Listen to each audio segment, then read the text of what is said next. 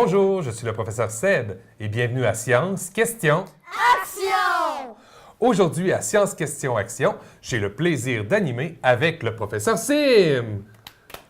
Bonjour professeur Sim. Bonjour, professeur Seb. Ça va bien? Oui, et vous? Ah oui, très bien, merci. Aujourd'hui, professeur Sim, à Science Question Action, on parle de quoi? On va parler de système digestif On va parler du système digestif avec qui? avec...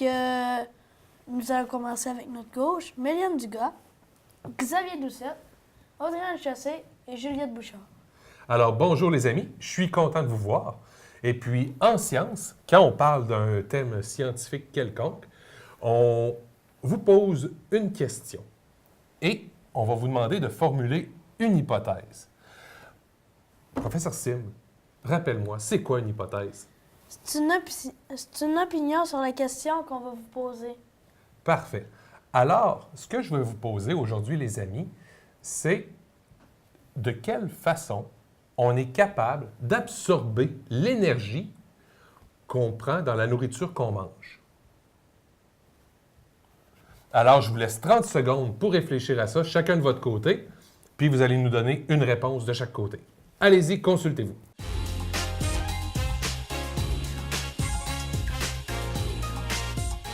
Maintenant, de votre côté, Xavier, qu'est-ce que tu en penses? Ben, nous, on pense que c'est comme quand la nourriture elle se décompose, l'énergie qui est dans la nourriture va dans le sang puis ça monte à notre cerveau. Oui, parfait, ça. C'est une bonne idée. Puis de votre côté, les filles? Ben ouais, c'est un peu la même affaire. Quand on mange des aliments, il y a, c'est ça, ça passe par le système digestif, puis c'est ça, là. Parfait, merci beaucoup. Alors, c'est ce qu'on va essayer de comprendre aujourd'hui. Mais avant ça, qu'est-ce qu'on fait, professeur Sim? On va voir une capsule du professeur Casse-Laroche. Allons-y. Oh, aïe, aïe, aïe, aïe, aïe, aïe, aïe, aïe, aïe, aïe, aïe. Oh, bonjour les amis. J'espère que vous allez mieux que moi. Je ne sais pas ce que j'ai mangé, mais ça fait mal. Oh là là là là, ça brasse. Oh, que j'ai mal, que j'ai mal. Et oui, les amis, je suis venu à l'hôpital. Ça va pas bien du tout. Oh non, oh non. Oh là là, c'est très difficile. Hein? Oh, des crampes dans le ventre, c'est terrible. Hein? Monsieur Casse-Laroche? Oui. Oh, professeur Casse-Laroche, je préfère qu'on dise professeur. Vous avez mal là? Oui. Oh là là! Pauvre professeur Casse-Laroche, ça a vraiment l'air de faire mal. Ouais, j'aimerais pas être à sa place. Non, hein?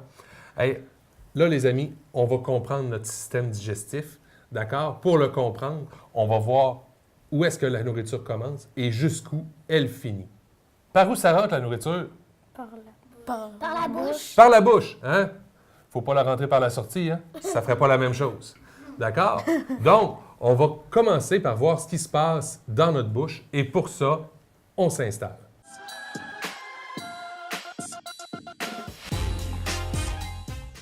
Alors, les amis, on a ici, je voudrais dire, deux bouchées.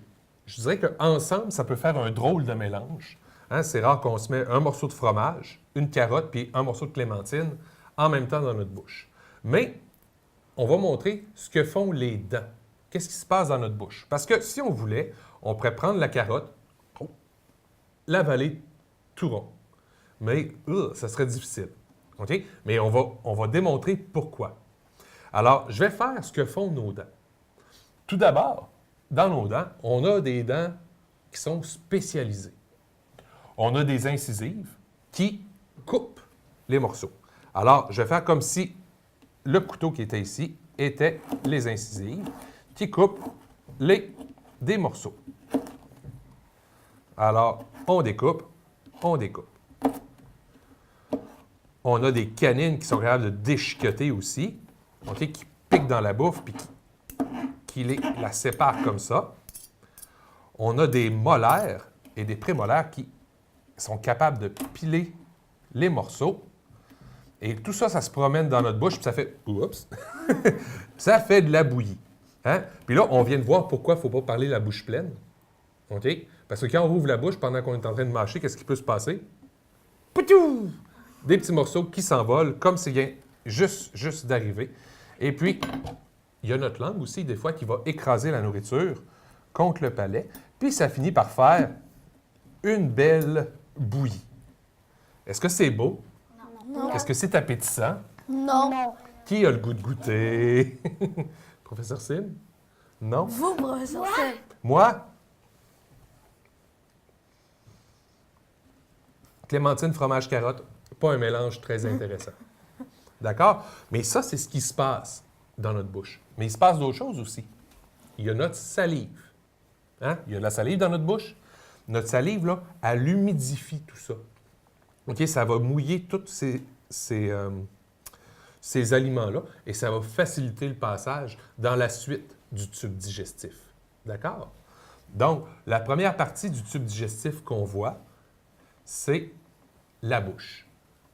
C'est là que la nourriture entre. Et puis là, après ça, qu'est-ce qui se passe? Qu'est-ce qu'on fait après? Oui, On avale. on avale. Puis quand on avale, dans le fond, c'est notre langue qui pousse notre nourriture vers l'arrière et ça s'en va au niveau de la gorge ici, au niveau du pharynx.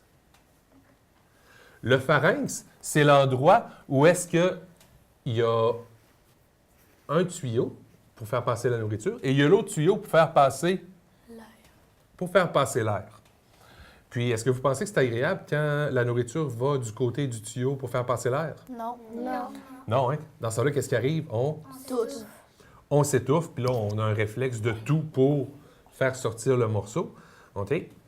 Alors, on a une petite porte, un genre de clapet qui s'appelle une épiglotte. Puis quand on avale, l'épiglotte se referme. Et ça empêche la nourriture d'aller dans le tuyau qui sera au poumon, qui s'appelle la trachée. Tout ça, ça se passe au niveau du pharynx. Et là, ça va descendre la nourriture quand ça passe dans le bon tuyau. Le bon tuyau, lui, s'appelle un œsophage. D'accord?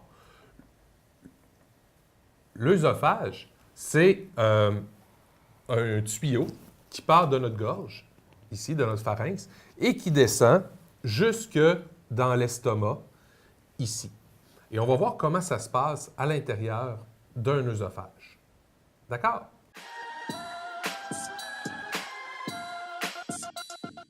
Alors, les amis, on a ici un bas de nylon qu'on a installé sur des verres. À l'intérieur de nos verres, on a mis exactement la même masse de boules de styromousse. Le professeur Sim a l'air d'en avoir plusieurs, plus que moi, parce que les boules sont plus petites, puis il y a plus d'espace entre chaque boule. Les petites boules vont simuler la nourriture qu'on a bien mastiquée, et moi, comme si on avalait tout rond ou on n'avait presque pas mastiqué. D'accord? Ce qu'il faut comprendre, c'est que l'œsophage, c'est un tuyau qui est plutôt mou. OK? Puis c'est pas un tuyau qui est totalement libre, mais il est quand même élastique. Et autour, il y a des petits muscles qui sont capables de serrer autour de l'œsophage pour faire descendre la nourriture vers l'estomac. Et ça, ces petits muscles-là, c'est pas nous autres qui les contrôlent. OK? On n'a aucun contrôle là-dessus. Même si on dit « Oh, je voudrais que ça descende plus vite », ça ne marcherait pas. OK? C'est notre corps qui le fait tout seul. On n'a pas de contrôle volontaire sur ces muscles-là. Alors, professeur Sim et moi, ce qu'on va faire, c'est qu'on va faire une course pour voir qui est capable de faire rendre à l'estomac sa nourriture le plus rapidement possible. Donc, ce qu'on va faire, à mon signal, on va renverser notre verre et avec nos doigts, on va peser en haut de la nourriture qu'il y a jusqu'en bas, jusqu'à temps que ça descende.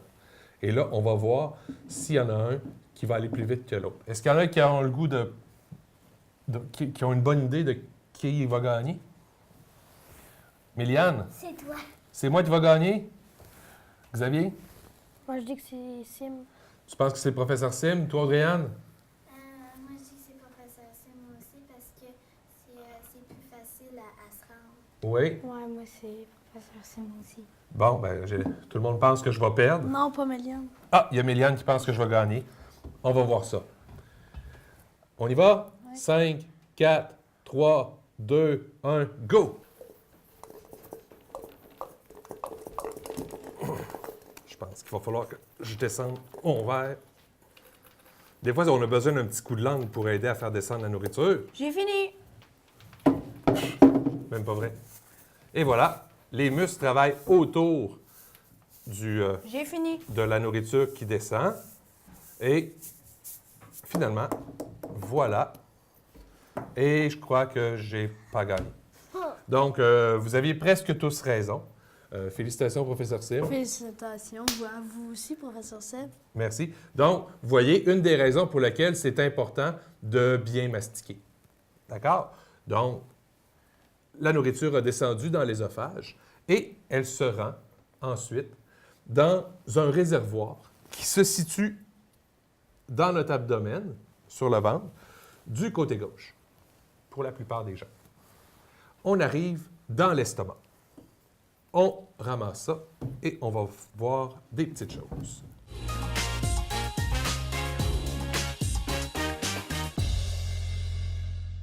Donc, la nourriture arrive dans un réservoir qu'on appelle l'estomac.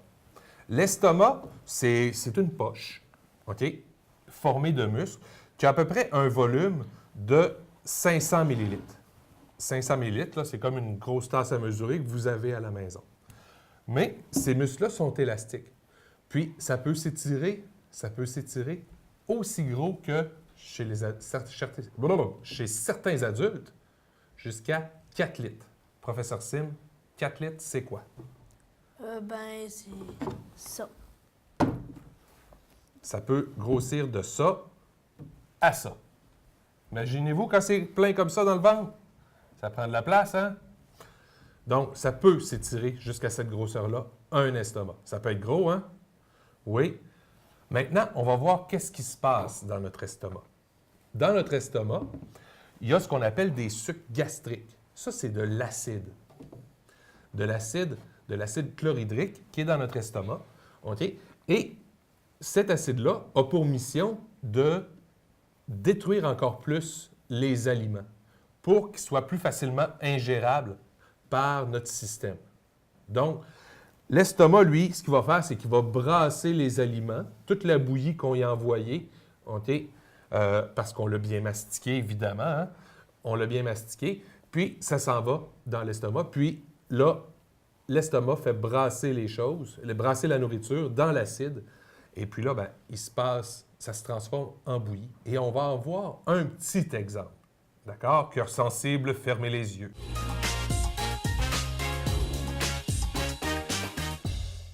Alors, dans les deux bécherres qu'on a ici, on a mis de l'acide chlorhydrique, OK, qui est à peu près l'équivalent de l'acide qu'on a dans l'estomac. De ce côté-là, j'ai mis des aliments non mâchés. Et de ce côté-là, j'ai mis des aliments mâchés. OK? Donc, ce qu'on voit, c'est qu'ici, il y a plein de petits morceaux d'aliments qui sont dedans. Là, évidemment, pendant que c'était là-dedans, il n'y a pas eu d'action de... Le bécher, là, ce n'est pas un estomac, là, il n'y a pas brassé tout ça. Dans notre corps, les muscles autour de notre estomac bougent pour faire, dans le fond, une action dessus pour faire brouiller ça. C'est pas très chic, c'est pas très beau. OK? D'ailleurs, quand ça ressort de notre estomac en vomi, là, c'est pas très beau non plus. Hein? Donc, ça le mélange, puis ça le broie en petits morceaux, et ça fait plein de petites particules d'aliments.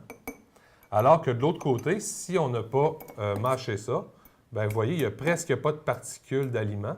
Donc, le travail pour l'estomac est beaucoup plus difficile. OK? Puis ça, je vous le dis, ça fait pratiquement 24 heures que ça trempe dans l'acide. OK? Puis ici, c'est presque pas d'effet. Ici, c'est un peu plus d'effet. Mais, comme je vous disais, là, ça ne s'est pas passé avec un estomac qui travaillait, puis c'était pas non plus à la même température. Hein? Quand c'est plus chaud, ça favorise les réactions chimiques. Alors, on va ramasser ça tout de suite pour que les cœurs sensibles puissent recommencer à ouvrir les yeux et à suivre notre émission.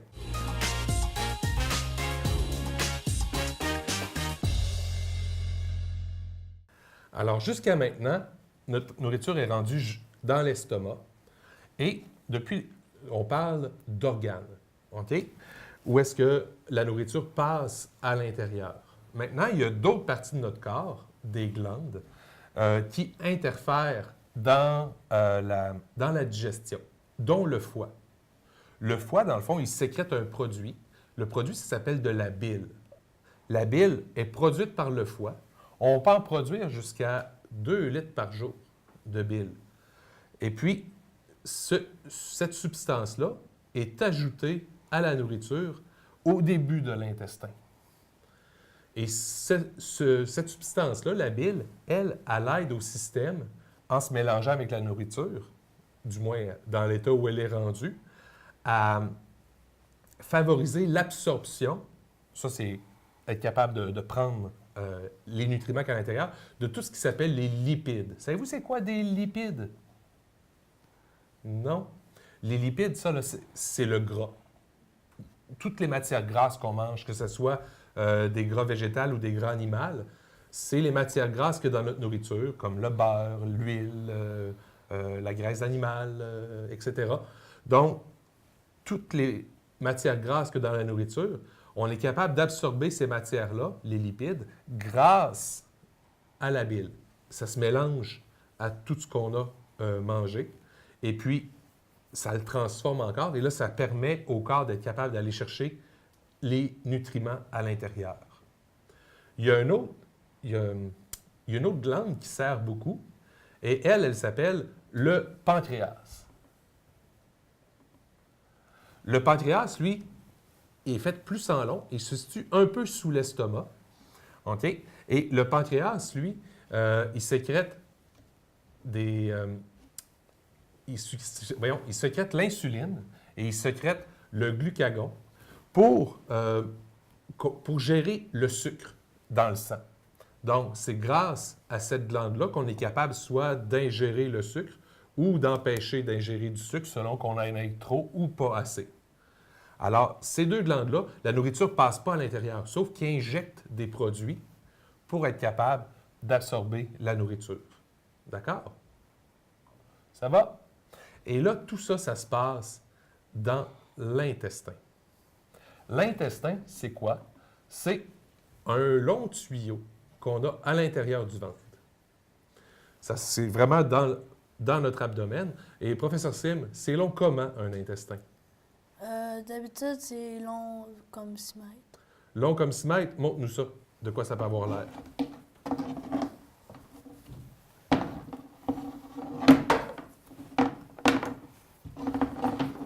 Mon Dieu, ça fait dessus?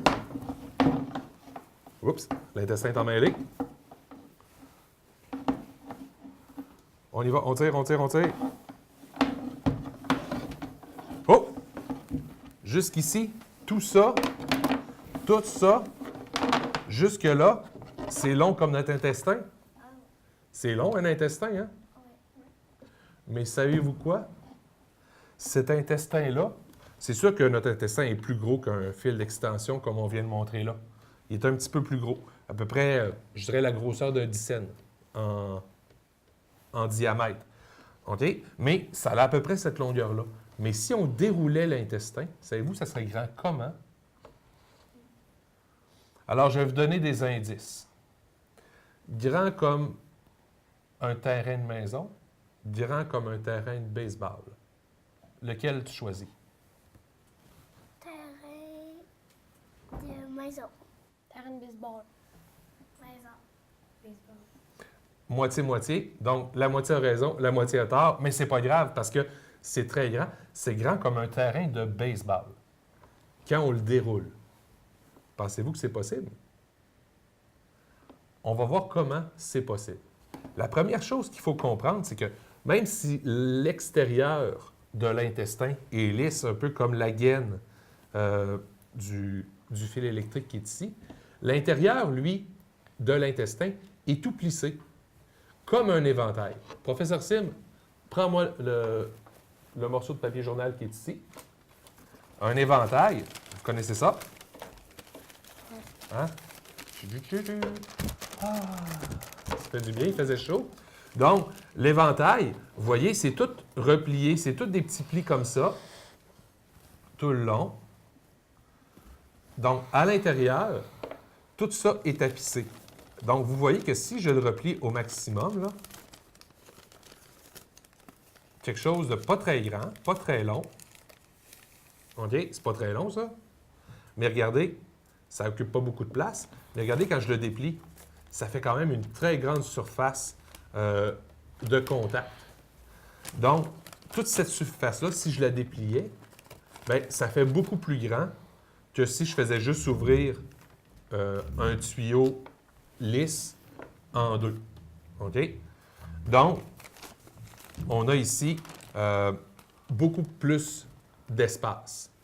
Mais ce n'est pas tout. Sur chacune des surfaces comme ça, il y a quelque chose qui ressemble à... Ça ressemble à quoi? Méliane, passe-moi ta tuque, s'il te plaît.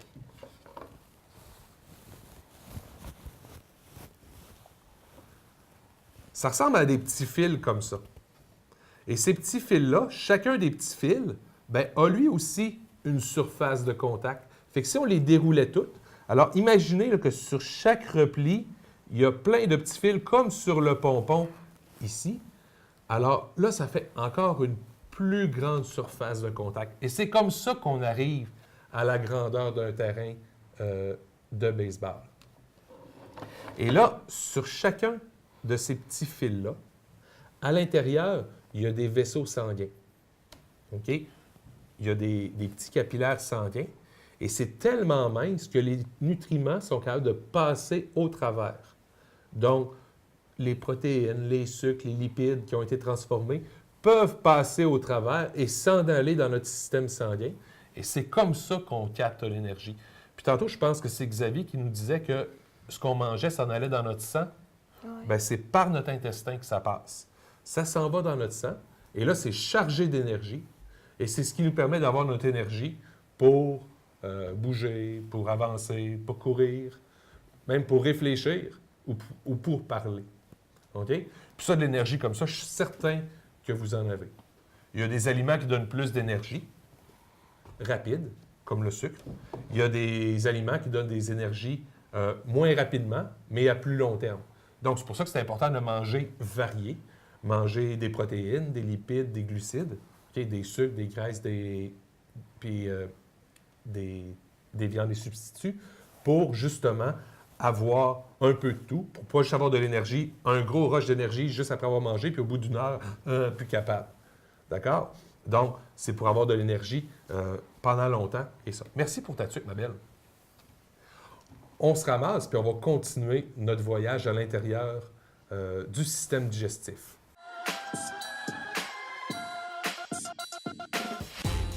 On vient de traverser l'intestin.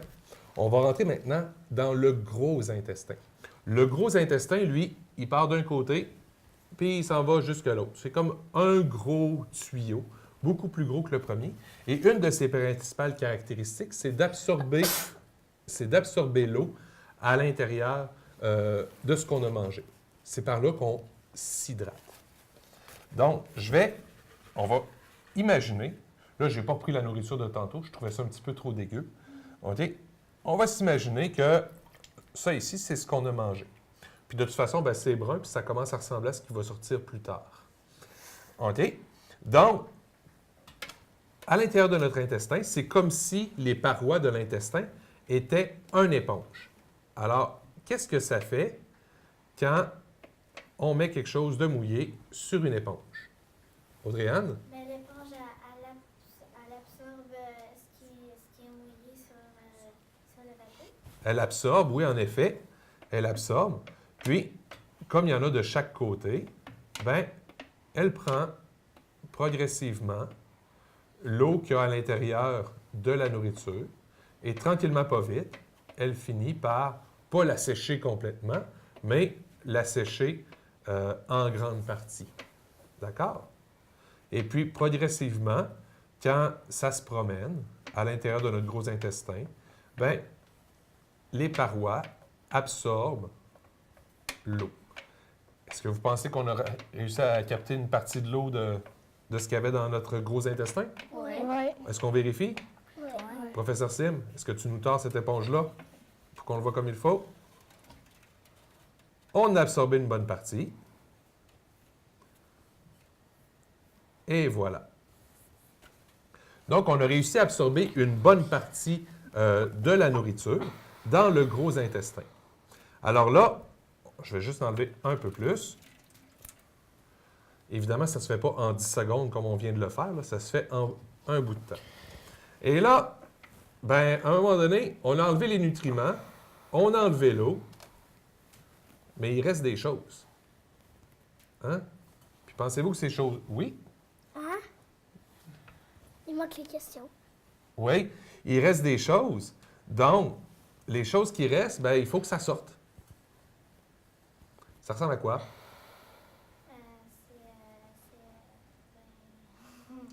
C'est ce qui sort quand on va aux toilettes. Hein, ça ressemble à une crotte, hein? C'est ce qui sort quand on va aux toilettes. Oui. Donc, effectivement, il faut que ça sorte, des excréments. Hein? Les selles, il faut qu'ils sortent. Hein? Puis, où est-ce qu'ils sont entreposés? Une fois qu'ils ont passé à travers le gros intestin, bien, ça s'en va dans notre rectum. Et puis, ça va finir par sortir. Quand on va aller aux toilettes, il va falloir forcer pour le faire sortir. OK?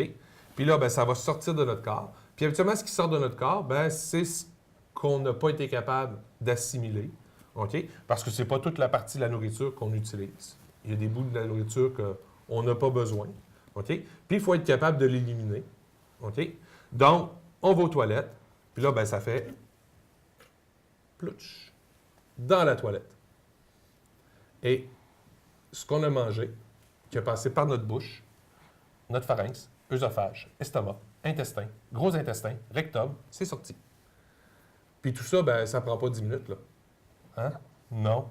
Hein? Ça prend plusieurs heures à faire le chemin au complet avant que ça sorte. Ça va? On a appris plein de choses aujourd'hui, hein? Professeur Seth, de quoi parle-t-on la semaine prochaine? On parle du plastique. Alors, à la semaine prochaine!